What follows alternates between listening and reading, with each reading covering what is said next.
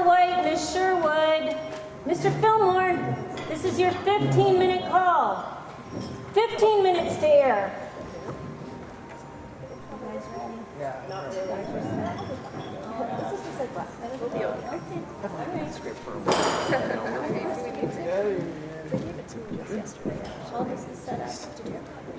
Yes. No, I just actually haven't seen it. Yeah, absolutely. That's true. Oh, so true. Oh. So where are your classmates? I don't know. They're always so late. They are. I think they'd be here by now, honestly. Well, if I give them a minute, they're going to come rushing. Oh, there we go. Yeah. Thanks for showing up. Very organized. Okay, 5 minutes. Mr. Lawrence, Mr. Haywood, Miss Applewhite, Miss Sherwood, this is your 5-minute call. 5 minutes to air, people.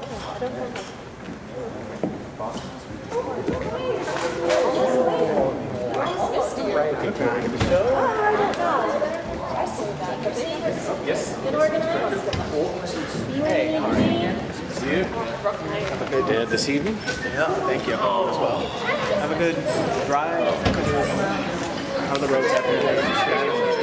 They were last year. Nothing nice. Oh, my Ford. Yes, doesn't do that.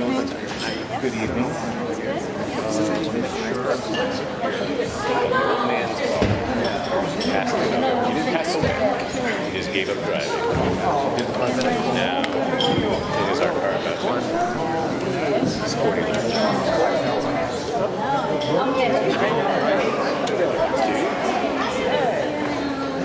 I didn't see you.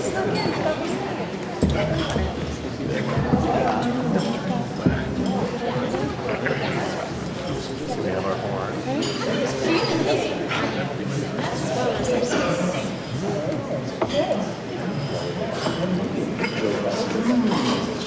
Good evening, ladies and gentlemen, and welcome to a live broadcast of the WBCC Playhouse of the Air. We thank you for braving the weather this Christmas Eve, and you'll be glad you did when you hear the story that we have for you tonight. It's a Wonderful Life. Thank you very much. Okay, very good, very good. Ladies and gentlemen, remember this evening's program is being broadcast live, coast to coast, and our listeners are counting on your reaction as part of their listening pleasure. So don't be shy, feel free to applaud, laugh, swoon, cry, just as loudly as the spirit moves. Now I am getting the signal from our stage manager that will be on the air in 20 seconds. Thank you all for coming this evening, and please enjoy the broadcast. And we are live in 5, 4, 3, 2, 1. WBCC in Frostbite Falls. This is WBCC Playhouse of the Air. Good evening, ladies and gentlemen, boys and girls, young and old and new.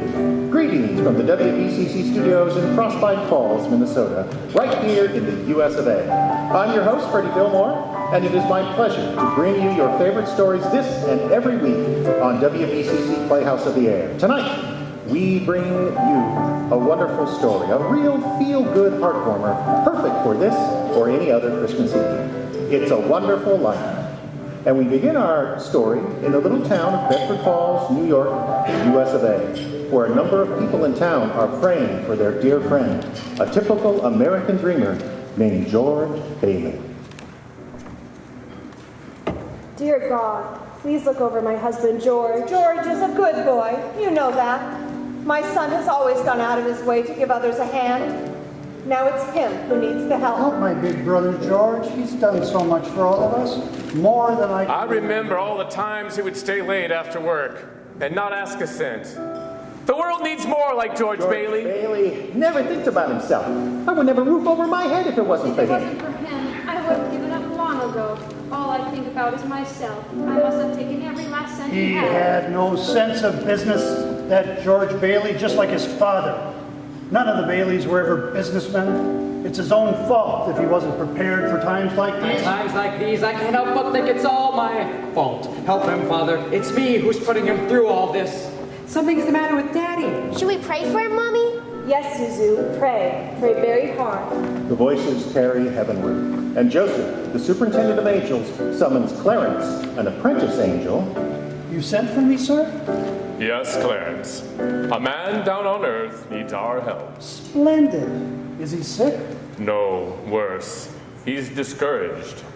At exactly 10:45 p.m. tonight, Earth time, that man will be thinking seriously of throwing away God's greatest gift. Oh, dear, his life. Then I've only got an hour to dress. What are they wearing now? You will spend that hour getting acquainted with George Bailey. Sir, if I should accomplish this mission, might I perhaps win my wings? I've been waiting over 200 years now, and people are beginning to talk. What's that book you've got there? The Adventures of Tom Sawyer, sir. I was reading it when you sent for me. Oh, fine book. Excellent. Well, you do a good job with George Bailey, and we'll see about your wings. Thank you. Now, if you're going to help George, you'll want to know a little about him. Look, see the town? Why, yes. A group of young boys sledding down a snow-covered hill and onto the ice. This is amazing. Yippee! Who's that? That's your problem, George Bailey. A boy? That's him when he was 12, back in 1919. Something happens here you'll have to remember later on. And here comes the scare baby, my kid brother, Harry Bailey. I'm not scared. Come on. Help! Oh dear, Harry's fallen through the ice. I'm coming, Harry. Make a chain, gang. A chain. So his brother fell through the ice, but George saved him. Yes, Clarence. And ever since, George has had a bad ear. All that icy water, you understand? Bad ear. Yes, sir. The other event came a few months later. George took an after-school job at Old Man Gower's drugstore. It's me, Mr. Gower. George Bailey. You're late. Yes, sir. Hello, George. Hello, Mary. Hello, Violet. 2 cents worth of shoelaces, Violet? Mary was here first. I'm still thinking. Shoelaces? Please, Georgie. You like every boy. What's wrong with that? Here you are. Bye, Georgie. See you later, Mary. Made your mind up yet, Mary? I'll take chocolate. With coconuts? I don't like coconuts. You don't like coconuts? Say, Brainless, don't you know where coconuts come from? Look at here. From Tahiti, the Fiji Islands, the Coral Sea. What's that you've got there? A new magazine? I never saw it before. Of course you never. Only us explorers can get it. I've been nominated for membership in the National Geographic Society. Let me get your ice cream. Is this the ear you can't hear on? George Bailey, I'll love you till the day I die. You know, I'm going to go out exploring someday. You watch. And I'm going to have a couple of harems and maybe 3 or 4 wives. You wait and see. George! George! Yes, sir. I'm not paying you to be a canary. Yes, sir. Goodbye, George. Goodbye, Mary. What was that piece of paper George just picked up? It's a telegram from Mr. Gower. He found out this morning that his son died of influenza. Oh, awful. Yes, and he spent the afternoon drowning his grief in whiskey. Mr. Gower, do you want something? Anything? No. Anything I can do back here? No. I'll get them, sir. What's this bottle, Mr. Gower? Never mind that. Take those capsules over to Mrs. Blaine's. Yes, sir. They have the diphtheria there. Haven't they, sir? Is it a charge, sir? Yes, charge. Mr. Gower, I'll get going. Yes, sir. Mr. Gower. What is it? Mr. Gower, that bottle you used, you put something wrong in those capsules. Who do you think you're talking to? Oh, you're hurting my sword. Did you hear what I said? Get out of here. Mr. Gower, You don't know what you're doing. You put something wrong in those capsules. I know you're unhappy. You got that telegram and you're upset. It wasn't your fault, Mr. Gower. But look, Mr. Gower, look, the bottle you used. This bottle you used to make up the capsules. It's poison. Poison? Don't hurt my sore ear again. Poison? Oh, George! All I wanted was to make sure, Mr. Gower. I won't tell anyone. I know what you're feeling. I won't ever tell anybody. Hope to die, I won't. Oh, George! Did he ever tell anyone about those pills? Not a soul. Did he ever marry the girl? Did he ever go exploring? We'll get there soon enough, Clarence. When George Bailey grew up, he wanted to go to college, but there just wasn't the money. So he worked 4 years in the Building and Loan Association. Building and Loan Association? George's father was in the building and loan business, along with George's Uncle Billy. Hey, George, what's the combination to the safe? You wrote it down so you wouldn't forget it. Oh, that's right. Where? Your wallet, Uncle Billy. Oh, thanks. Lovable fellow, just forgetful is all. Who's that? That's Henry F. Potter, the richest and meanest man in all the county. Peter! Potter's here. Mr. Bailey, there is nothing quite so loathsome as a family business. Now, Peter, you know what I'm here for. I'm on a very tight schedule. A family to evict at 3. Okay then, Mr. Potter, here's the thing. I just need a little more time, just 30 short days. I'll dig up that $5,000 somehow. Have you put any real pressure on those people of yours to pay their mortgage? Times are hard, Mr. Potter. A lot of people are out of work. Then foreclose. Can't do that. These families have children. They're not my children. But they're somebody's children, Mr. Potter. Are you running a business or a charity ward? Well, all right now. Not with my money. Mr. Potter, what makes you such a hard-skulled character? You have no family, no children. You can't begin to spend all the money you've got. So I suppose I should give it to the miserable failures like you and that idiot brother of yours to spend. He's not a failure. You can't say that about my father. George! You're not. You're the biggest man in town. All right, son. Thanks. I'll talk to you tonight. Don't let him say that about your pop. Tonight. What kind of business are you running here? Good God, man. George worked for his father, saving enough to see him through the university. That summer, though, he was going to Europe. George got a job with a cattle boat and was ready to do a little traveling before college. Old man Gower surprised him with a gift of a great big suitcase. On his way home from the store, he ran into his friends, Ernie the cab driver and Bert the cop. Hey, Ernie. Hiya, George. Hi, Bert. Hey, George, what's the suitcase for? I'm a rich tourist today. How about driving me home in style? Well, sure, Your Highness, hop in the cab. And for the carriage trade, I puts on my hat. Good afternoon, Mr. Bailey. Looks like you're ready to get out of here. Hello, Violet. Hey, you look good. That's some dress you got on there. Oh, this old thing? Why, I only wear it when I don't care how I look. See you later. How would you like, Yes. Want to come along, Bert? We'll show you the town. No, thanks. I think I'll go home and see what the wife's doing. Family man. George saved up money to go away to college. His bags were packed, and he was all set to go. Oh boy, it's hard to realize it's the last night in the Bailey boarding house. We're sure gonna miss you, George. I'm gonna miss you too, Pop. What's the matter? You look tired. I had another tussle with old Henry Potter today. Oh. I thought when we put him on the board of directors, he'd ease up on us. Yeah, I wonder what's eating that old money-grubbing buzzard anyway. Oh, he's a sick man. Frustrated and sick. Sick in his mind, sick in his soul, if he has one. Hates everybody that has anything he can't have.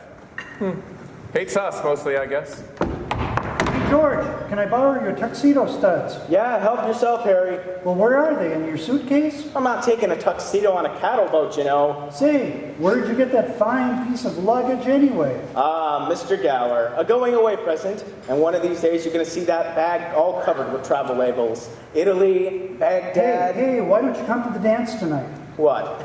and be bored to death? Well, you couldn't want a better death. Lots of pretty girls. Hey, I gotta hurry.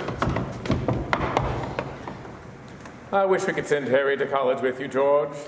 Well, we have all that figured out. You see, Harry will take my place at the building and loan, work there 4 years, and then he'll go. He's pretty young for that job. Well, no younger than I was. Well, you were born older, George. I suppose you've decided what you're going to do when you get out of college. Oh, well, you know, what I've always talked about. Building things, design new buildings, plan modern cities. This is still after that first $1 million before you're 30. No, I'll settle for half that in cash. Of course, it's just a hope, but you wouldn't consider coming back to the building and loan, would you? I know it's early to talk about it.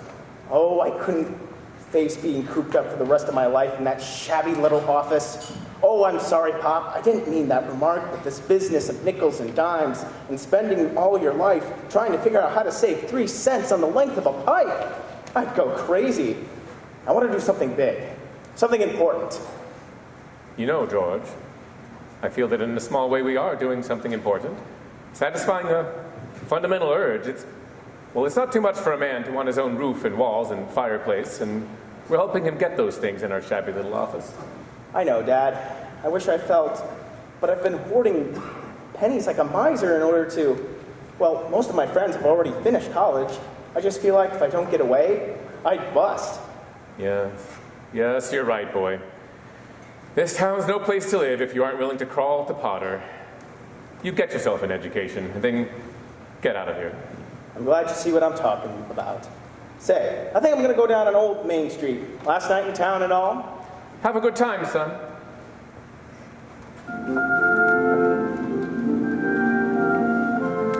Who's that? Why, that's Violet Bick. The little girl from the candy counter? That's right. Hello, Georgie Porgy. Hello, Vi. What gives? Nothing. Where are you going? Oh, I'll probably end up at the library. Georgie, don't you ever get tired of just reading things? Yes. What are you doing tonight? Not a thing. Are you game, Vi? What do you say we make a night of it? Oh, I'd love it, Georgie. What'll we do? Let's go out in the fields and take off our shoes and walk in the grass. Huh? Then we can go up to Stewart Lake. Oh, it's beautiful up there in the moonlight. Then we can swim. Then we can climb Mount Bedford and smell the pines and watch the sunrise against the peaks. And we'll stay up there the whole night, and everybody will be talking, and there'll be a terrific scandal. George, have you gone crazy? Walking in the grass in my bare feet? Why, it's 10 miles up to Mount Bedford. You think just because you... Oh! Okay, just forget the whole thing. Forget about what, George? Oh, nothing, Sam. You remember Mary, don't you? Hi, George. Say. Mary? Well, hey, you wouldn't mind walking Mary home, would you, George? Of course not. Is that okay with you, Mary? Fine by me. Oh, great, thanks. So George walked Mary home. Is that important, Joseph? I'd say it is. Because even though Mary lived only 4 blocks away, it took them 2 hours to get there. Buffalo gals, won't you come out tonight? Come out tonight. Come out tonight. Buffalo gals, won't you come out tonight? And dance by the light of the moon. Oh, hot dog, just like an organ. Gee whiz. Beautiful. You know something? If it wasn't me talking, I'd say you were the prettiest girl in town. Well, why don't you say it? I don't know. Maybe I will. How old are you anyway? 18. 18? Too young or too old? Oh no, just right. Your age fits you. Hey, look where we are. Oh, the old Granville house. Yeah, I gotta throw a rock. Oh no, don't. I just love that old house. Well, no, don't you know about deserted houses? You just make a wish and you throw a rock. But George, it's such a lovely old place. I wished I lived here. In there? I wouldn't live there if I was a ghost. Now watch this. How about it, huh? Pretty good shot, huh? Broke a window, huh? What's your wish, George? Well, not just one wish, Mary. A whole hatful. I'm shaking the dust of this crummy old town off my feet, and I'm gonna go see the world. Italy, Greece, the Parthenon, the Colosseum. Then I'm coming back here and go to college and see what they know. And I'm gonna build things. I'm gonna build airfields. I'm gonna build skyscrapers 100 stories high.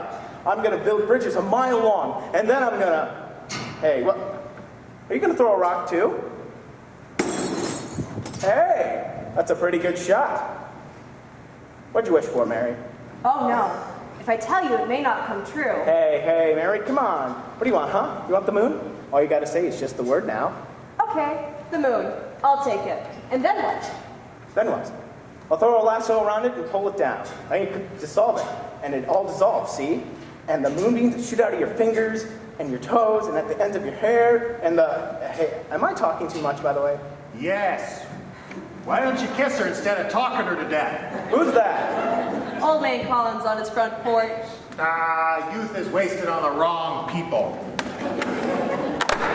Hey, hold on. Hey, mister, you come back out here, and I'll show some kissing. I'll put hair back on your head. Hey, come back out here. You come back out here now. I'll show you some... George! Uncle Billy! George, get in the car, quick! Your father's had a stroke. I'm sorry, Mary. I have to go.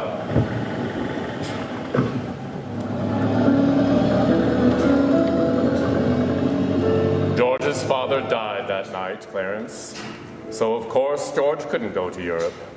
But that fall, just as he was ready to leave for college, the directors of the building and loan held a meeting. They were going to appoint a successor. I want the board to know that George gave up his trip to Europe to help straighten things out here these past few months. That's right. And it was Sure he greatly did. appreciated. Thanks, George. I think that's all we'll need for you, George. Good luck to you at school. I know you're anxious to make a train. Yes, I have a taxi waiting downstairs. Mr. Chairman, I'd like to get to my real purpose.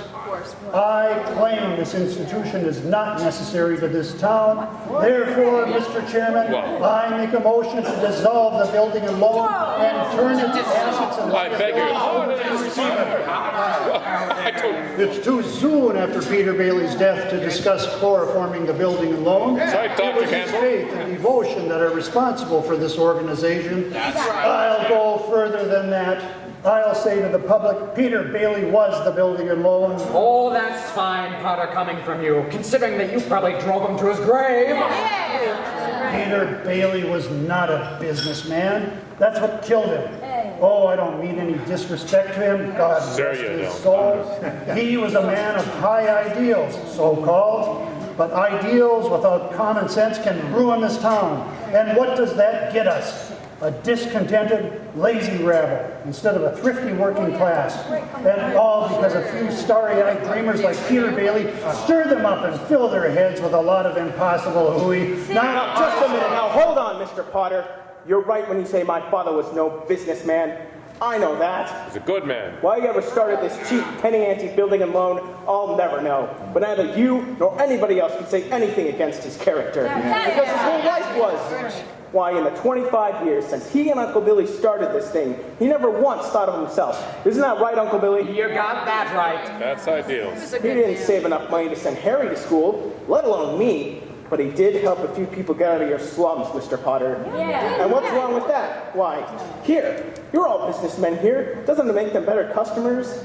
You said. What did you say just a minute ago? They had to wait and save. Wait for what? Until their children grow up and leave them? Until they're so old and broken down that they... Do you know how long it takes a working man to save $5,000? Just remember this, Mr. Potter, that this rabble you're talking about, they do most of the working and paying and living and dying in this community. Well, is it too much to have them work and pay and live and die in a couple of decent rooms and a bath? He's gone. Anyway, my father didn't think so. People were human beings to him. But to you, a warped, frustrated old man, they're cattle. Well, in my book, you've got a much richer man than you'll ever be. I'm talking about the building and loan. I know very well what you're talking about. You're talking about something you can't get your fingers on, and it's galling you. That's what you're talking about. Well, I've said too much. You're the board here. You do what you want with this thing. Just one more thing, though. This town needs this measly one-horse institution. If only to have some place where people can come without crawling to Potter. Come on, Uncle Billy. Sentimental hogwash. I want my motion. They're just coming out of the board meeting. I'll have to call you back. What happened, George? All we heard was a bunch of yelling. Boy, oh boy, Matilda, you should have heard George. Yeah, they're voting us down in there. George, get out of here. You missed your boat trip. Do you want to miss college, too? Don't worry about the board. They're putting us out of business. So what? I can get another job. I'm only 55. You're 58.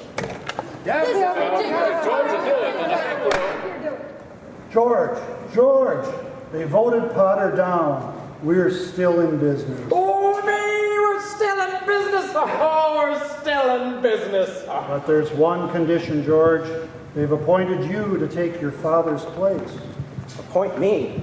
But Uncle Billy here, he's your man. You can keep him on. That's all right. Now let's get this thing straight. I'm leaving. I'm leaving right now. I'm going to school. This is my last chance. But George, you've got to take it. They'll vote with Potter otherwise. So George Bailey didn't go to college. That's right, Clarence. He gave his money to his brother Harry, and Harry went instead. But what happened to that good-looking girl? You know, Mary. Oh, George saw her now and then. Not very often, though, because Mary went away to school, too.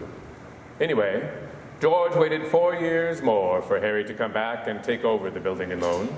Then he could still see the world. He planned to work in the oil fields of Venezuela. Oh, she blows, Uncle Billy. Hey, you know what the most three wonderful sounds on earth are? Breakfast is served, lunch is served, dinner. No. Anchor chains, plane motors, and train whistles. Here's the professor now. That isn't George Geographic Explorer Bailey. Uncle Billy, you haven't changed a bit. Nobody ever changes around here. You know that. Oh, am I glad to see you. Say, where's Mother? She's home cooking the fatted calf. Come on, let's go. Oh, wait. This is Ruth Dakin. Ruth Dakin Bailey, if you don't mind. Huh? Well, I wired you. I have a surprise. Here she is. Meet the wife. Well, what do you know? Wife. Huh. Well, how do you do? Oh, what am I doing? Congratulations! Harry, why didn't you tell somebody?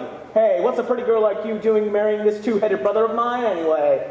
Well, I'll tell you, it's purely mercenary. My father offered him a job. Oh, he gets you and a job. Oh, Harry's cup runneth over. Come on, Ruth, let's start ahead. Leave the bag for the fellas. All right. George, about that job.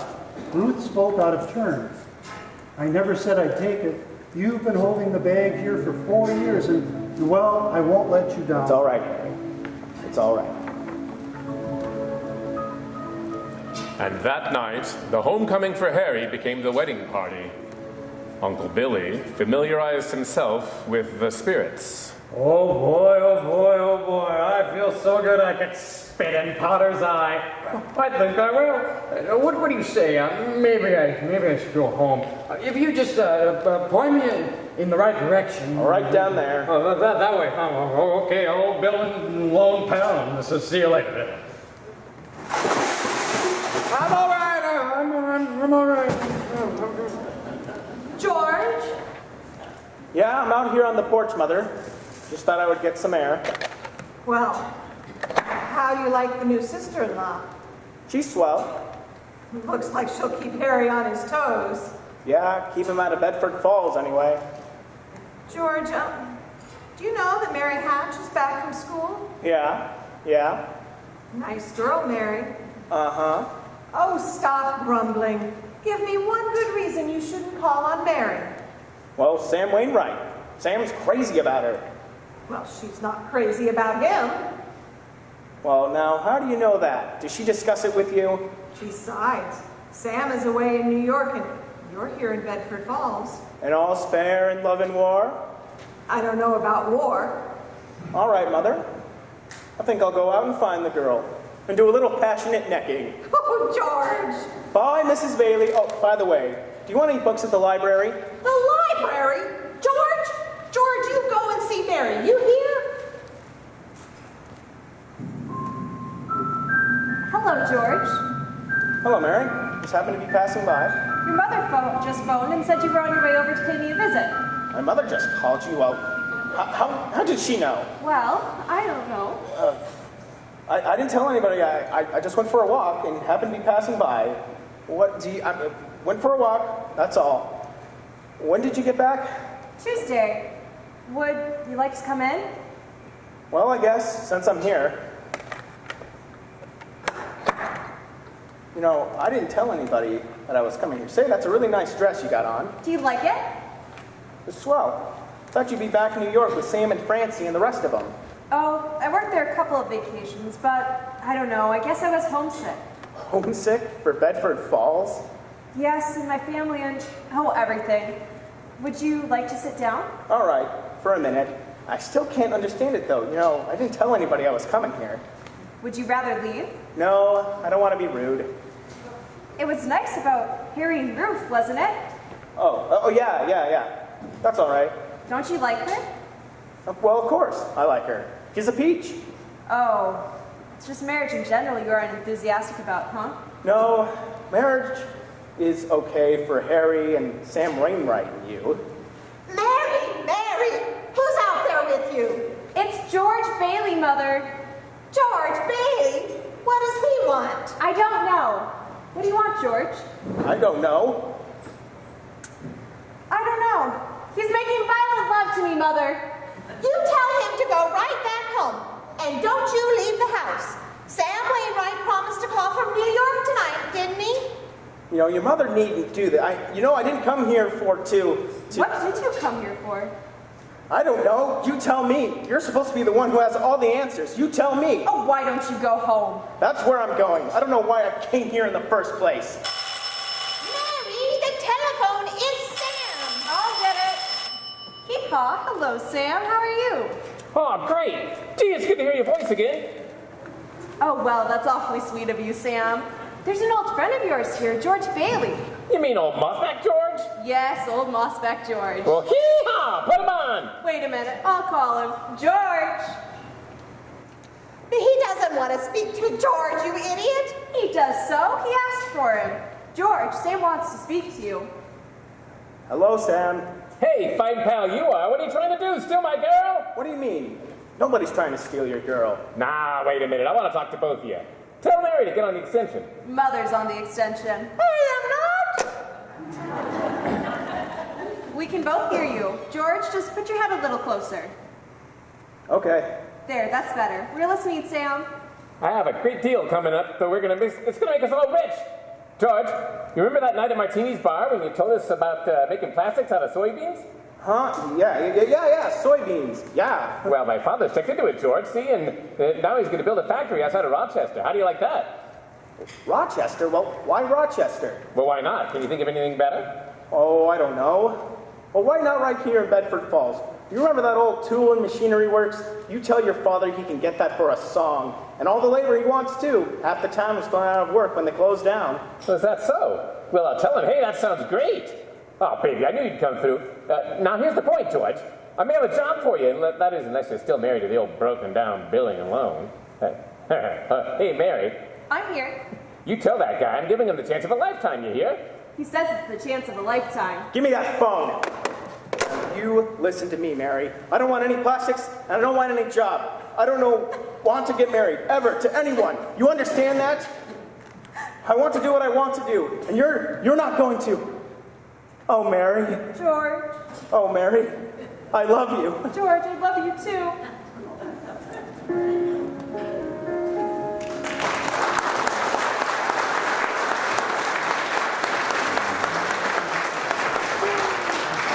We will return to WBCC Playhouse of the Air's presentation of It's a Wonderful Life in just a few moments. But first, gentlemen, does your hair resemble a dried out bird's nest full of dandruff flakes?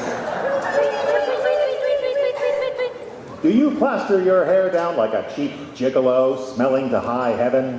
You what a stink. When the girls get a gander at the tip-top of your noggin, do they go, Ew.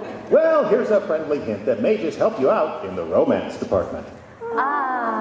Starting tomorrow, why not try Bremel Hair Tonic? Yes, sirree, you'll be heading for success with a Bremel groomed head. A success with the gals and on the job. Bremel always keeps hair looking mighty attractive. Always in place. A real sex appealer. Wow. Bremel Hair Tonic does lots more than keep your hair handsome looking. Bremel the Swank Hair Tonic makes a filthy bird's nest clean. A little dab will do ya. All the pretty girls will scream. Not only dames will love it, your barber will shout out with glee. Rimmel the swank hair tonic, your dandruff will be his story. Buy some Gremmel today. Your hair will thank you.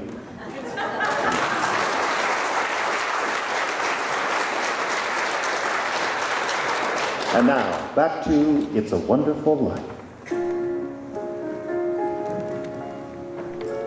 George and Mary were married, and following the wedding and reception, George's old pal Ernie, the cab driver, drove the happy couple to the train station.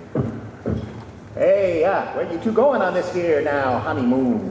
We're gonna shoot the works, Ernie. A whole week in New York, a whole week in Bermuda. The highest hotels, the oldest champagne, the richest caviar, the hottest music, and of course, the prettiest wife. Here's the kitty, Ernie. $2,000. I feel like a bootlegger's wife. So, you're finally getting out of Bedford Falls, huh? Then what? Then what, honey? After that, who cares? That does it. Hey, Mrs. Bailey, I haven't kissed you since the ceremony. Get on over Hey, here. George, there's something funny going on over there. Look over there at the bank. Geez, that looks like a run. Huh? Pull over there for a minute, will you, Ernie? George, let's not stop. Please, let's go straight to the station. Now, wait a minute. I better see what this is. I'll be right back. George, please, George. Billy, I tell you, I've got bills to pay. Billy, I need my... What is this, Uncle Billy? A holiday? Why are the doors locked? There's a crowd out front. This is a pickle, George. All right, now, what happened? All I know is the bank called our loan. I had to hand out all our cash. All of it? Every last cent of it. Holy mackerel! Then I got scared, George. I closed the doors. Our charter says we need to stay open until 6 o'clock, or we'll lose our license.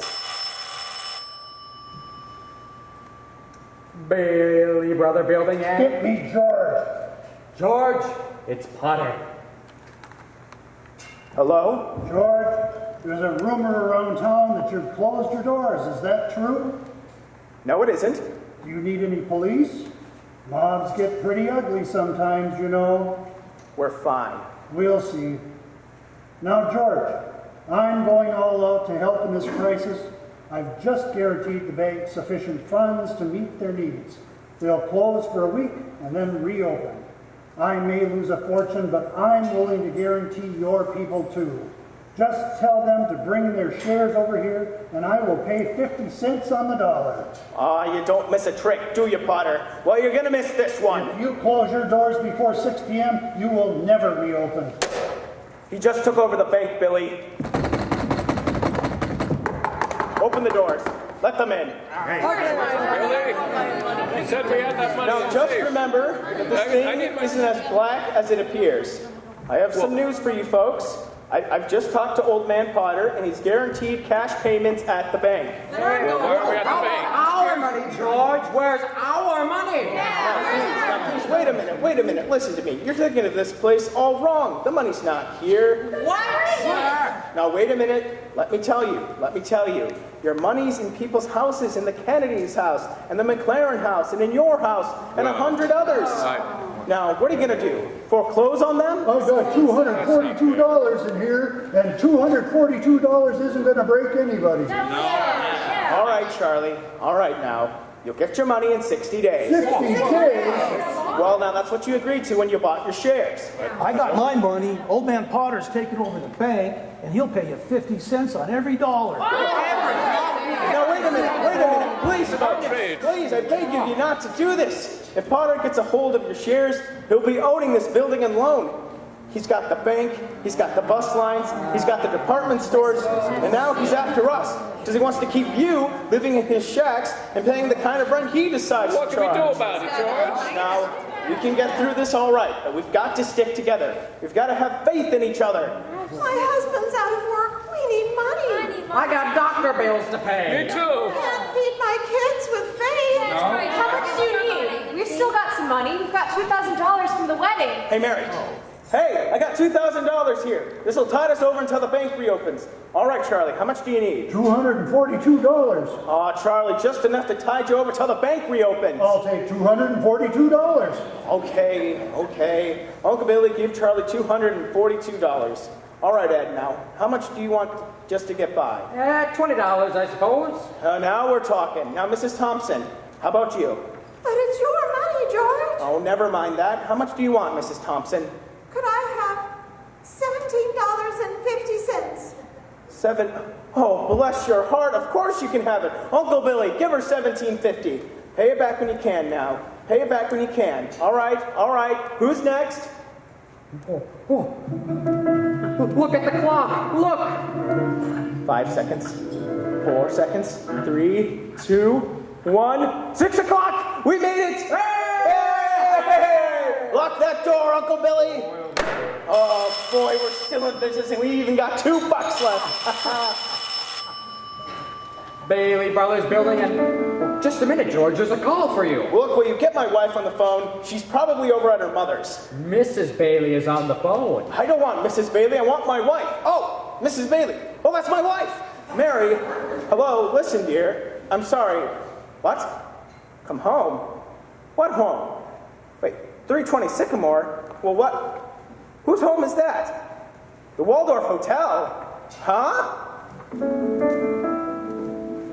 That doesn't look like the Waldorf. Oh, no. Number 320 Sycamore was the old Granville house, the one George and Mary threw rocks at and made wishes. Mary had prepared the house, including turkey dinner, romantic decorations, and even a marriage bed. Welcome home, Mr. Bailey. Well, I'll be. Remember the night you broke the windows in this old house? This is what I wished for. Darling, you're wonderful. Yes, sir. That's where they spent their honeymoon. That's where they started their lives together. Mary made the leaky old house a home, while George toiled away at the building and loan office, providing houses for people like Giuseppe Martini. Hey, Martini, you live in the new house? Rent? Ha! You hear that, Mr. Bailey? I own my own house! Mr. Giuseppe Martini, I own my own house! No more be slaved like pigs in Potter's Field. We have something for you and your family, Mr. Martini. George and I bring something for all the new owners. For the Martinis? Maria, come quick! Oh, our first housewarming gifts! Bring the kids! Bread, so that this house may never know hunger. Salt, that life may always have flavor. And wine, that joy and prosperity may reign forever. Enter the Martini Castle. Bailey houses were popping up all over the place, mostly owned by people that used to live in Potter's Field. And Potter had had just about enough of that. So after a couple of years, Old Man Potter decided to call our George into his office. Sit down, George. Sit down. Have a cigar? Thank you, sir. Quite a cigar, Mr. Potter. You like it? I'll send you a box. Well, I suppose I'll find out sooner or later, but just what exactly did you want to see me about? George, now that's just what I like about you so much. George, I'm an old man, and most people hate me, but I don't like them either, so that makes it all even. You know just as well as I do that I run practically everything in this town but the Bailey Building and Loan. You know also that for a number of years I've been trying to get control of it, or kill it. But I haven't been able to do it. You have been stopping me. In fact, you've beaten me, George, and that takes some doing. Take during the Depression, for instance. You and I were the only ones that kept our heads. You saved the Building and Loan, and I saved all the rest. Yes, well, most people say you stole all the rest. The envious ones say that, George. The suckers. Now, let's look at your side. Young man, 27, 28, married, making, say, 40 a week? 45. 45. 45. Now, if you were some ordinary yokel, I would say to you that you were doing fine, but George Bailey is intelligent, ambitious. He hates the Building and Loan almost as much as I do. He's been dying to get out of town ever since he was born. A young man, the smartest one of the crowd, mind you, who has to sit by and watch his friends go places because he's trapped. Trapped into frittering his life away, playing nursemaid to a lot of garlic eaters. Do I paint a correct picture, George, or do I exaggerate? What's your point, Mr. Potter? My point is you're the only man in town who's licked me. I want to hire you. Manage my affairs. I'll start you out at $20,000 a year. $20,000 a year? You wouldn't mind living in the nicest house in town, buying your wife a lot of fine clothes, a couple of business trips to New York a year, maybe once in a while Europe. You wouldn't mind that, now would you, George? Would I? You're not talking to somebody else around here, are you? Are you sure you're talking to me? I'm George Bailey. Don't you remember me? The building and loan? Remember? Yes, George Bailey, whose ship has just come in, provided he has the brains enough to climb aboard. Well, what about the building and loan? Oh, confound it, man. I'm offering you a 3-year contract at $20,000 a year. Is it a deal or isn't it? Mr. Potter, I know I ought to jump at the chance, but I wonder if you might give me 24 hours to think about it. Sure. You go home and talk to your wife. Yeah, I'd like that. In the meantime, I'll draw up the papers, and soon you'll be managing my affairs. Your affairs? No, the answer's no, doggone it. You sit around here and you spin your little webs, and you think the whole world revolves around you and your money. Well, it doesn't, Mr. Potter. And the whole vast configuration of things, I'd say you're nothing but a scurvy little spider. What did Mr. Potter want, George? Nothing, just talk, nothing. Oh, gee, Mary, why'd you ever want to marry a guy like me anyway? To keep from being an old maid. I was going to see the world. I was going to build things. I was going to give you the moon. What have I given you? What have I given you? Not even a new dress, not for months. You could have married Sam Wainwright. Anybody else in town. I didn't want to marry anybody else in town. I want my baby to look like you. They even have a honeymoon. I promised you. You're what? My baby. You mean, Mary, you're on the nest?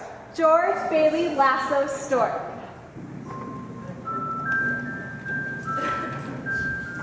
Well, Mary had her baby, a boy. You don't say. Then she had a girl. Well, what do you know? Night after night, George would come home late from the office. Things weren't good with the building and loan. Potter was bearing down really hard. Then came the war. Mary had another baby by then, but still had time to run the USO. Gower and Uncle Billy sold war bonds. Violet entertained the troops. Bert the cop was wounded in North Africa, got the Silver Star. Ernie, the taxi driver, parachuted into France.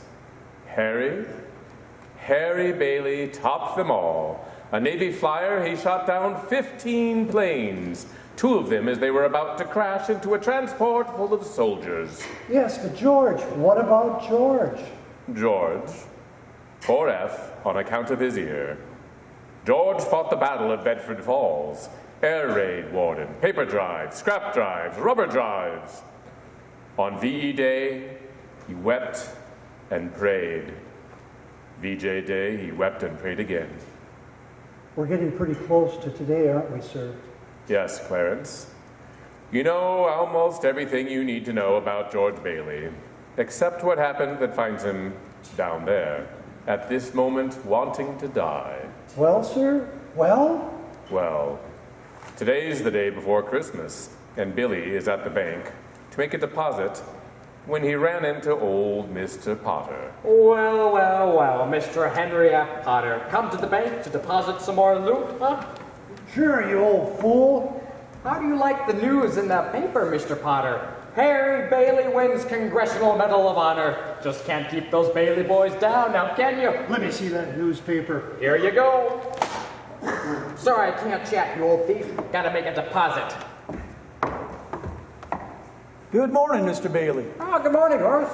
Here you are, a deposit slip, a bank book, and a very Merry Christmas to you. You too, Mr. Bailey. Say, you've forgotten something, haven't you? What's that?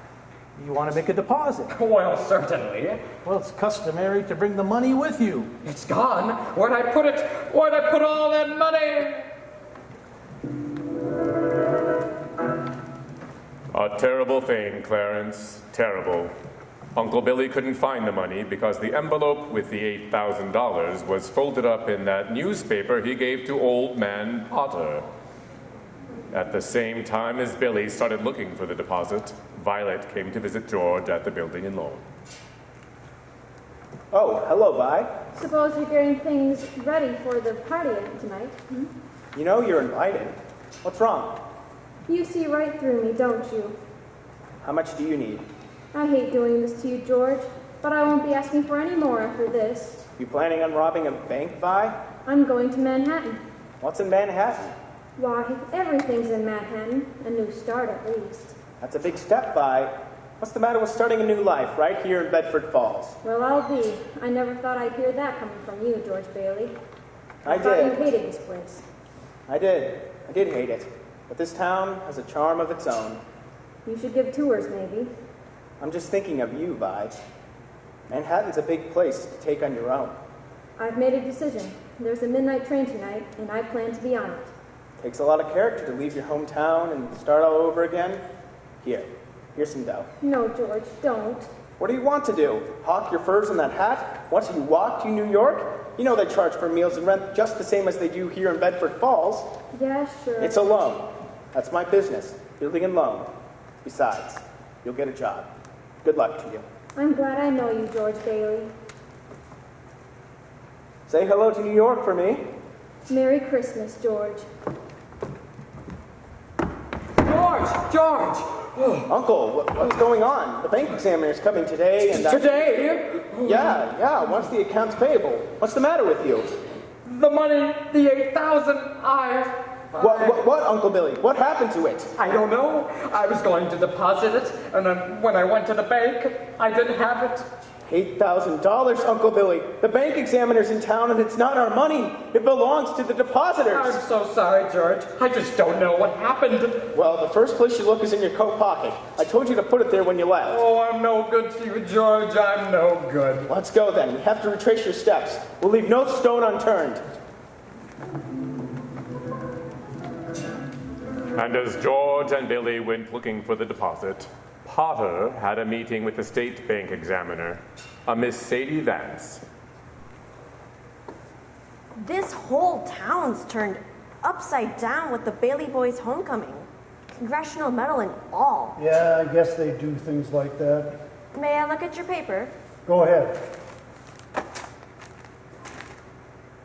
This is a deposit from the Baileys. Ha! That old fool Billy Bailey gave me that newspaper. Well, you're going to deposit it for him, right? To think he would make such a foolish mistake. Look at how much it is. There's $8,000 here. What a Christmas present, and he doesn't even know it. Just a minute here, Potter. I know you've been giving the Baileys a hard time as far back as I can remember. Why? I don't have to give answers to you. You're just a state examiner. Yes, I am. But I am unimpressed with your buying off of everyone in town. Oh, that's it. You could never buy the Baileys. What? You heard what I said. The Baileys have always stood for something that you've always wanted and are so jealous of. They're honest. You're fired. You can't fire me. I'm state appointed. And what's more, I am not going to turn my back. This is stealing from the Baileys. Something like this would certainly cause them to fold. Yes, and after 25 years, finders keepers, you know that. He gave me the money. It was his own fault. Besides, there's not a court in the county that would find me guilty. And we all know why. How is your family, Sadie? My family? I know how little state positions pay.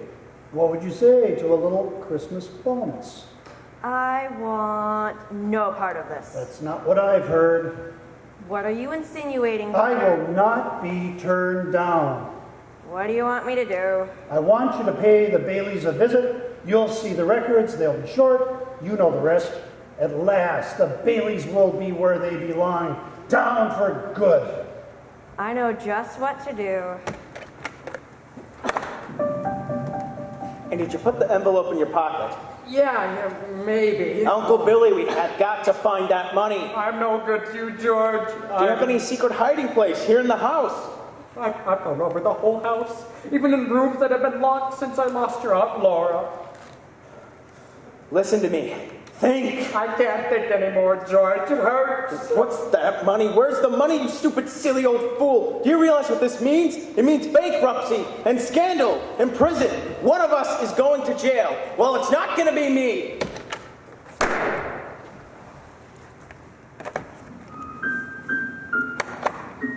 Hello, darling. Hello, Daddy. Daddy, did you bring the wreath? What wreath? The Merry Christmas wreath for the window. I left it at the office. Is it snowing? Yeah, just started. Where's your coat and hat? Left them at the office. What's the matter? Nothing. Nothing's the matter. Everything's all right. Isn't it wonderful about Harry? We're famous, George. I'll bet I had 50 calls today about the parade, the banquet. Your mother's so excited. Must she keep playing that? I have to practice for the party tonight, Daddy. Mommy says we can stay up till midnight and sing Christmas carols. Can we sing there? Better hurry and shave, George. The families will be here soon. Families? I don't want the families over here. Excuse me. Excuse me. Have a hectic day? Oh yeah, another big red-letter day for the Baileys. Daddy, the Browns next door have a new car. You should see it. Well, what's the matter with our car? Isn't it good enough for you? Yes, Daddy. Excuse me. Excuse me. Excuse you for what? I burped. All right, darling. You're excused. Now go upstairs and see what little Zuzu wants. What's the matter with Zuzu? Oh, she got a cold. Caught it coming home from school. They gave her a flower as a prize, and she didn't want to crush it, so she didn't button up her coat. What is it? A sore throat?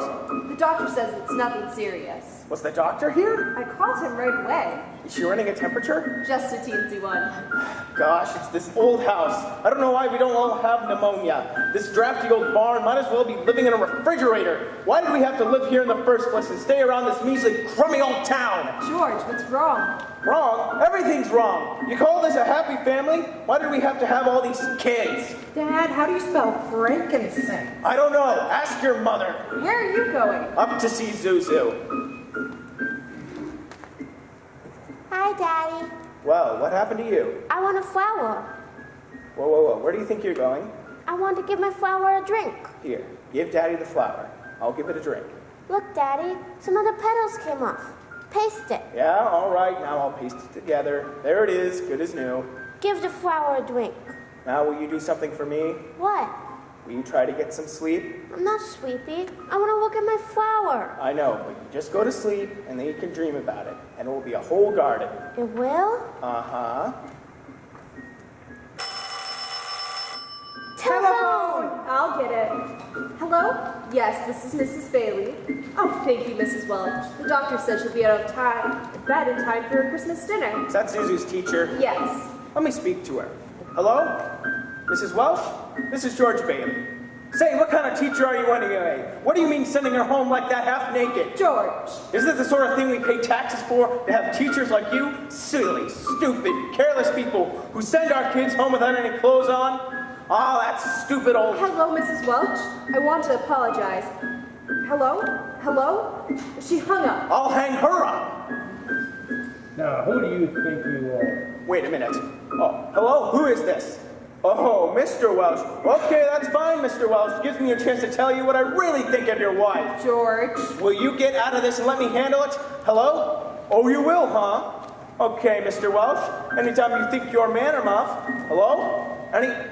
Oh! Daddy, how do you spell hallelujah? What do you think I am? A dictionary. Janie, haven't you learned that stupid, silly tune yet? You've played it over and over again. Now stop it! Stop it! George, what are you doing? I'm sorry, Mary. Janie, I'm sorry. I didn't mean... You go on and practice. Pete, I owe you an apology. I'm sorry. What did you want to know? Nothing, Daddy. Well, what's the matter with everybody? Janie, go on. I told you to practice. Now go on. Play. Oh, Daddy. George, why must you torture the children? Why don't you... Mary. Where's Daddy going? Bedford 247, please.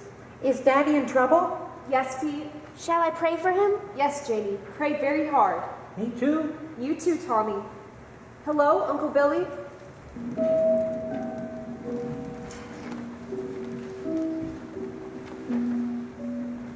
So that's it, George. You're short. $8,000 in the books, eh? Oh, please, Mr. Potter. I'll pay any sort of interest if you still want the building and loan. You say it was lost. Did you notify the police? No, sir. I haven't done that yet. Harry's homecoming tomorrow, and... Why did you come to me? What about your good friend, Sam Wainwright? I can't get a hold of him. He's in Europe. What kind of security would I have, George? What collateral? I have some life insurance. A $15,000 policy. And how much is your equity in it? $500. And you want $8,000? Look at you. You used to be so cocky. You were going to go out and conquer the world. You once called me a warped, frustrated old man. What are you but a warped, frustrated young man? Crawling in here on your hands and knees for help? No securities, no stocks, no bonds. You're worth more dead than you are alive. Why don't you go to the riffraff you love so much and ask them for help? I'll do anything, Mr. Potter. Please help me. My wife and kids. You know what I'm going to do for you. As a stockholder of the building and loan, I'm calling the state examiner to get a warrant for your arrest. Misappropriation of funds. Mr. Potter, please. You can't. They can't arrest me. Go on and run. You can't hide in a little town like this. Ha! Merry Christmas, George.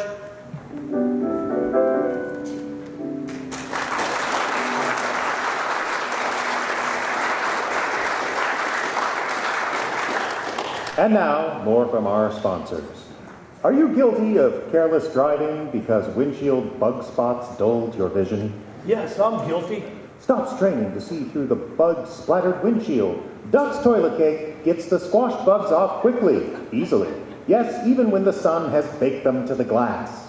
Remember, you need clear vision as well as good brakes to avoid accidents.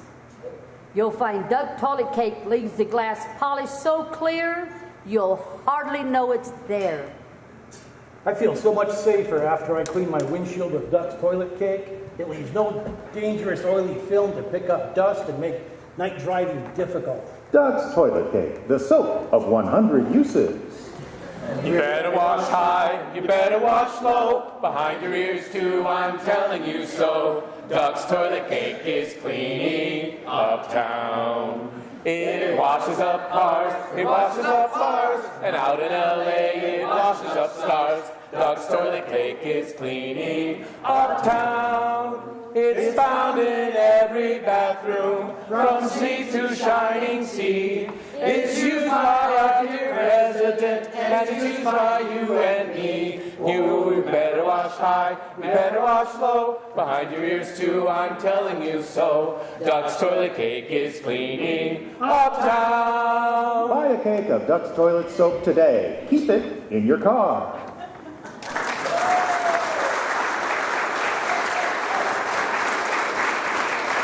And now, the dramatic conclusion to It's a Wonderful Life. Merry Christmas, everyone! Glad you came! Oh, we got everything! We got the spaghetti! Where's George, sir? Where? After running out of Potter's office, George ended up at Martini's bar. He's had a couple of drinks, Clarence. He's just sitting What's there. he saying? Who is he? Shush now. God, dear Father in heaven, I'm not a praying man, but if you're up there, you can hear me. Show me the way, Father. I'm at the end of my rope. Show me the way, God. Are you all right, George? You want somebody to take you home? Why you drink so much, my friend? You don't feel good? Well, go home, Mr. Bailey, please. Bailey? You say Bailey? Which Bailey? Oh, this gentleman is Mr. Bailey, George Bailey. George Bailey, huh? And the next time you talk to my wife like that, you'll get worse. It isn't enough she slaves teaching your stupid kids how to read and write. You've got to ball her up. Oh, no, you get out of here, Mr. Welch. You ain't my best friend. You get out. Mr. Bailey, you okay? Who is that? Oh, Mr. Welch, but don't worry. He don't come in this place no more. I'll get something for your face. It's bleeding. I'm all right. Oh, please don't go away, Mr. Bailey. Oh, no, please don't. Leave me alone.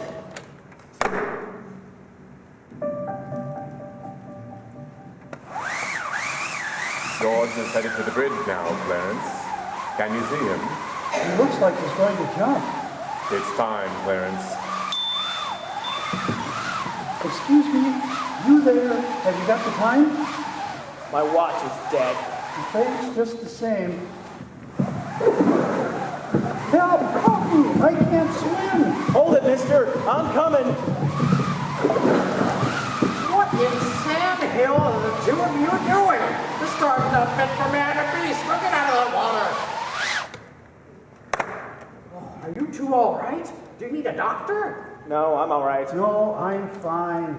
It's underwear. I didn't have time to get anything stylish. My wife gave me this on my last birthday. I passed away in it. Passed away? Oh, I see Tom Sawyer's drying out too. Who? My book. I left in such a hurry, I brought Tom Sawyer with me. You should read the new book Mark Twain is working on. How'd you happen to fall in? Oh, I jumped in. I jumped in to save you. You jumped in to save me. Well, I did, didn't I? You didn't go through with it, did you? Go through with what? Suicide. It's against the law to commit suicide around here. Yeah, it's against the law where I come from, too. Where do you come from? Heaven. What? I had to act quickly. That's why I jumped in. I knew if I were drowning, you would try to save me. And you see, you did. And that's how I saved you. Oh, that's very funny. Your lip's bleeding, George. Yeah, I got a bust in the jaw in answer to a prayer. Oh, no, George. I'm the answer to your prayer. How do you know my name? Oh, I know all about you. I've watched you grow up from a little boy. What are you? A mind reader or something? Oh, no. Well, who are you then? Clarence Oddbody, AS2. Oddbody? AS2? What's that? AS2? Angel. Second class. Hey, I'm getting out of here. You may not need a doctor, but I do. Well, cheerio, my good man. Look here. Why'd you want to save me? Because I'm your guardian angel. I wouldn't be a bit surprised. Ridiculous of you to think of killing yourself for money. $8,000. Yeah, just things like that. How'd you know that? I told you.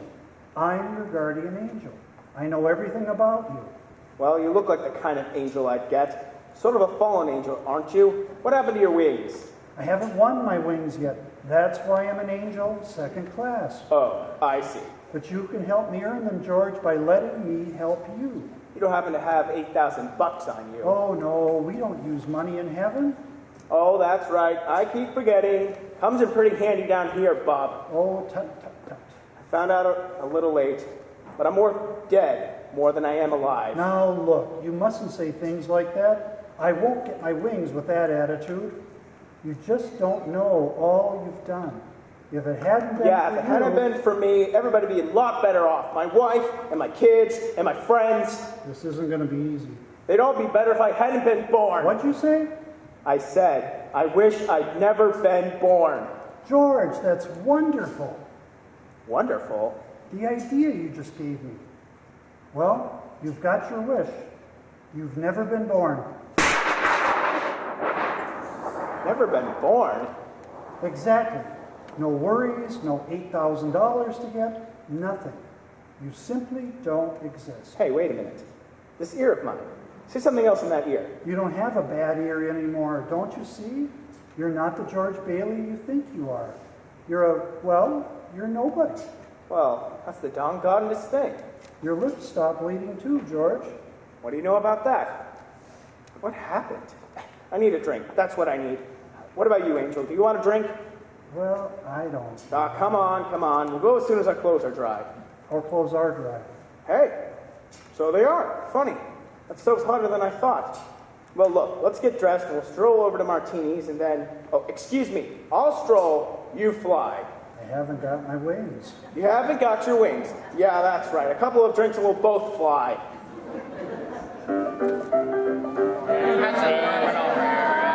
Hey, give me the cards. Let's play around here. Sit down. All right. Oh, hello, Nick. All right, whose shuffle is it? Clarence, welcome to the best bar in Bedford Falls. All right, let's go. Bedford Falls? Don't you mean Pottersville? Pottersville? Hey, where's Martini? Look, I'm the boss. You want a drink or don't you? Okay, all right. Double bourbon quick, huh? Okay. What's yours, bub? I was just thinking of mulled wine. Huh? Heavy on the cinnamon, light on the cloves. Off with you now, lads, and lively now. Hey, look, mister. We serve hard drinks in here for men who want to get drunk fast. We don't need any characters around here to give the joint the atmosphere. Now, come on here. Just give him the same as I ordered. He's okay. 2 double bourbon. One for me, Nick. What about this place? It's all changed. All of Bedford Falls has changed. You're having a wish, George. You've never been born.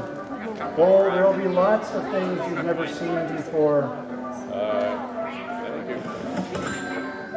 Oh, good. Somebody's just made it. Made what? Every time you hear a bell ring, it means that some angel's just got his way. What did you say? Good work, Clarence. I don't think you better talk about angels around here. Don't they believe in angels? Yeah, they believe in them, but you know, Well, it's then just... why should people be surprised when they see one? Huh? Yeah, don't mind him, Nick. He just never grew up. How old are you anyway, Clarence? 293 next May. That does it. Out, you two pixies. Go through the door or out the window. Go on, get. Hey, where's Martini? Will you tell him that I'm sorry that I left and... Stop asking about Martini. He ain't here. Well, well, well. Look who crawled out from under whatever hole he's been hiding in. Hey, it's Mr. Gower. Hey, you rummy. Didn't I tell you to never come panhandling around here? George, what? Mr. Gower, this is George Bailey. Don't you know me, sir? Don't you know me? Will you buy me a drink, mister? Just one drink, mister. Binky, throw this rummy out. You got it, boss. Oh no, please don't throw me out, no. Isn't that Mr. Gower, the druggist? That rumhead spent 20 years in jail for poisoning some kid. If you know him, you must be a jailbird yourself. Binky, here's 2 more. Get them out of here. Give him the boot, You got it, Binky. boss. Here, let me help you up. The snow's quite cold. What's wrong with Mr. Gower? Mr. Gower doesn't know you, George. You see, George, you weren't there to stop Gower from putting that poison into that prescription. What do you mean I wasn't there? What are you, a hypnotist? Why am I seeing all these strange things? Don't you understand? It's because you were never born. And if I wasn't born, who am I? You're nobody. You have no identity. What do you mean, no identity? My name's George Bailey. There is no George Bailey.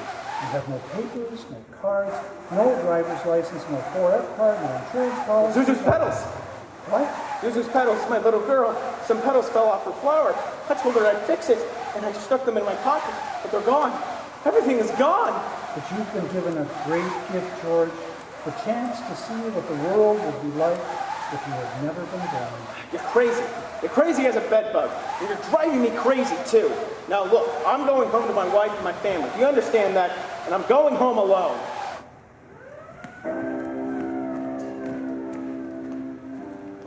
You know the drill. Hands behind your back, sister. Keep your hands off me.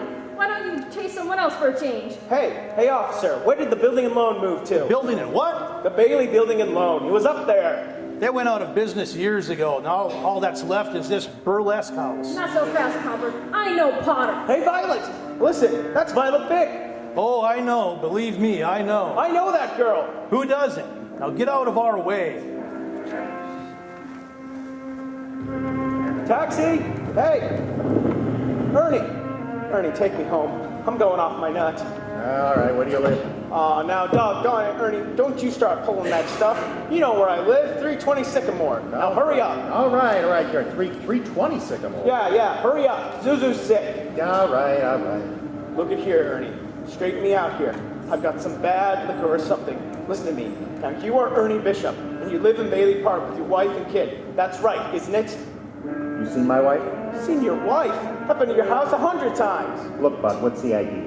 I live in a shack in Potter's Field, and my wife ran away 3 years ago and took the kid. And I ain't never seen you before in my life. Okay, just step on it. Just get me home. Okay.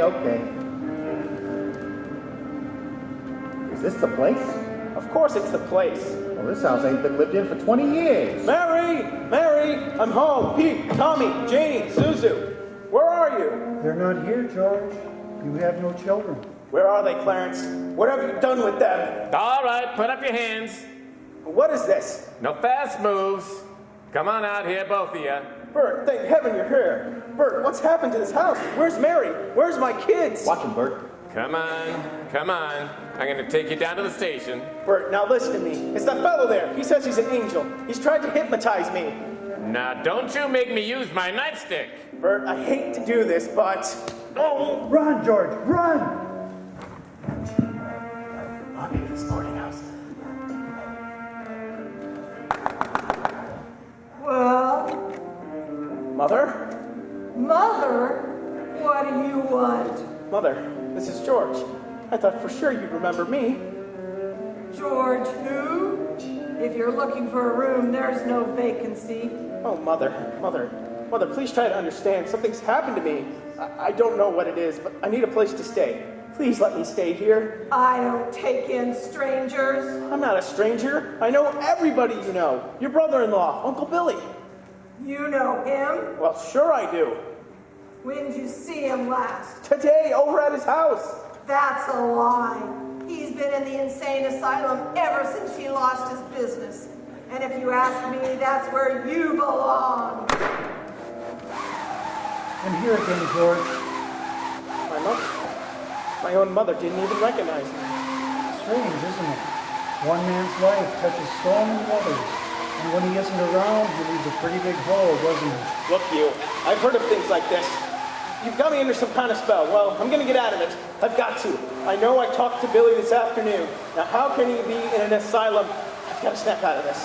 Now, let me think a minute. Bailey Park. There is no Bailey Park if you weren't here to build it. We'll see. This is Bailey Park? People live here? This is where Bailey Park's supposed to be. What's this gravestone doing here? And why's the name Bailey on it? That wouldn't be yours. Father's name's on it, but what's this other name? Why is my brother Harry's name here? Your brother broke through the ice and drowned at the age of 9. That's a lie. Harry Bailey went to war. He got the Congressional Medal of Honor. He saved the lives of every man on that transport. Every man on that transport died. Harry wasn't there to save them because you weren't there to save Harry. You see, George, you really had a wonderful life. Don't you see what a mistake it would be to throw it away? What do I do now, Clarence? What do I do? It's your life, George. What happened to Mary, Clarence? Mary? My wife, Mary. What happened to her? If I was never born. I'm not supposed to tell you, George. I don't know how you know the things you do, but please, if you know where she is, just let me see her. That's all I need to make a decision. Very well, George, but you're not going to like it. Where is she, Clarence? She's an old maid, George. Where is she? She's just about to close up the library. There must be signs around there in the woods. Is the library closed? It's Christmas Eve. You can't stay open all night. Can I ask you something? Or I should really be getting home. Where is there to go home to? That is none of your business, sir. The library's closed. Maybe you should try back to 26. Mary, I'm sorry. How do you know my name? All I need is a couple of minutes. I told you the library is closed. Please, just 2 minutes. That's all I need. I'll do anything. You sound desperate. I'll help if I can. What is it? Isn't this town Bedford Falls? It used to be, but that was some time ago. I wasn't very old when Potter was elected and took the town, along with its name, for himself. So you do know a place called Bedford Falls? I've seen pictures. It looked like a very nice place. Things have changed, but that's with the times. I have to go. Mary Hatch, you live on Reed Street, a white Victorian. The bedroom's at the top of the stairs. You turn to the left. You have an older brother, Marty, and you live with your mother, Edwina. How do you know all this? What are you, some crazy man? Stop it, I'm leaving. Don't you know me, Mary? Just let me touch you. Get your hands off me, I'll call a cop. The house you wish for, don't you remember? I told you I don't know you. Let me go, officer. Don't you know me? You must, Mary. It's George. Don't you know me? Let me go. Mary, please. Oh, don't do this to me. Please, Mary. Help me. Where are our kids? What? Oh, I need you, Mary. Help me, Mary. Get away from me. Help, help, police. Mary, it's George. Please, Mary. You're my wife. Clarence. Clarence. Clarence, where are you? Help me, Clarence. Give me back. I don't care what happened to me. Only get me back to my wife and kids. Help me, Clarence. Please. Please, I want to live again. I want to live again. Please. Oh, God, I want to live again. George? Is that you, George? Oh, now get out of here, Bert. Get out of here. You come any closer and I'll hit you again. What the Sam Hill are you yelling for, George? Oh, come on. George? George? Bert? Do you know me? No, you. I've been looking all over town for you. Where you been? Hey, Bert! Bert, I'm alive again, Bert! You sure you're all right? Hey, your mouth's bleeding. Hey, it is! My mouth's bleeding! Bert, look at the blood come out of there, would you? Zuzu's petals! Zuzu's petals! There they are! What do you know about that? Merry Christmas, Bert! Well, Merry Christmas. Get in the car. I'll drive you home. You will, Bert? We'll do that and turn the siren wide open. Merry Christmas, Bedford Falls! Hey, Merry Christmas, you old wonderful building and loan! Merry Christmas, Mr. Potter! Yippee! Mary! I'm home. Hey, have you seen my wife? Hey, what is this? These people, these reporters. Hey, Merry Christmas, reporters! Mr. Bailey, there's a deficit. I know, $8,000, I bet, huh? George, I got a little paper here. I bet it's a warrant for my arrest. Isn't it wonderful? Oh, Merry Christmas. Hey, where's Mary, you know? Look at this old drafty house. Isn't it wonderful? Hey, where's Mary? It's so beautiful. Merry Christmas, Daddy. Merry Christmas, Daddy. Kids, Pete, Janie, Tommy. Oh, I could eat you up. Where's your mother? She went looking for you with Uncle Billy. Daddy! Zuzu, my little ginger snap. How do you feel? Fine, Daddy. Not a smidge of temperature. Not a smidge of temperature. Hallelujah. George, darling. It's Mommy. Mommy's home. Mary! George, where have you been? Oh, George. George, Mary, George. let me touch you. Oh, you're real. George. You have no idea what's happened to me. You have no idea what's happened either. Come on, George, quick, they're on their way. Who? Who's on their way? The police department? The FBI? The National Guard? I'm alive again, Mary. Listen, I'm alive again, Mary. Come on in here now. Now you stand right over here by the tree, right here, and don't move, don't move. Old Town's coming. Hey, everybody. Yeah. I hear them now. Invite them all George, it's a together. miracle. It's a miracle. Come in, Uncle Billy, everybody in here. Yeah. Isn't it wonderful? Mary did it, George. Mary did it. She told a few people you were in trouble, and they scattered all over town collecting money. They didn't ask any questions. Just said, if George is in trouble, you can count on me. Never saw anything like it. What is this, George? Another run on the bank? Here you are. Merry Christmas. Hey, all right. Line form's on the right. Mr. Gower, Merry Christmas. Hey, Mr. Martini, step right up there. I busted open the jukebox, too. Mr. Gower. I made the rounds on my charge accounts. Violet Bick. I'm not going to go, George. I changed my mind. I wouldn't have a roof over my head if it wasn't for you, George. Here you go, $242. 42. Thank you, Charlie. I've been saving this money for a divorce. If I ever get a husband. Merry Christmas, George. Merry Christmas, Mother. Merry Christmas, everyone. Hey, quiet down, everybody. It's a telegram from London. London. Mr. Gower Cables, you need cash. Stop. My office instructed to advance you up to $25,000. Stop. Hee-haw and Merry Christmas, Sam Wainwright. Hey, Sam! Hark the herald angels sing, glory to the newborn King. Hello, George. How are you? Harry! Mary, looks like I got here too late.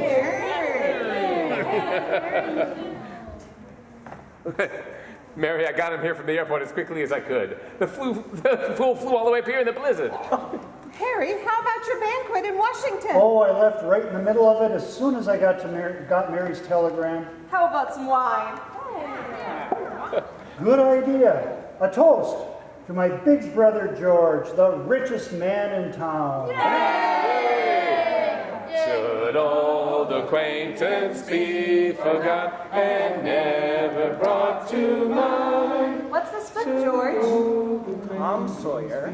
Look, there's an inscription. George, remember, no man is a failure who has friends.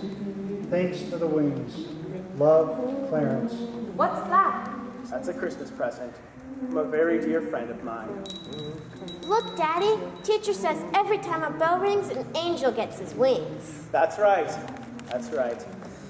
Atta boy, Clarence.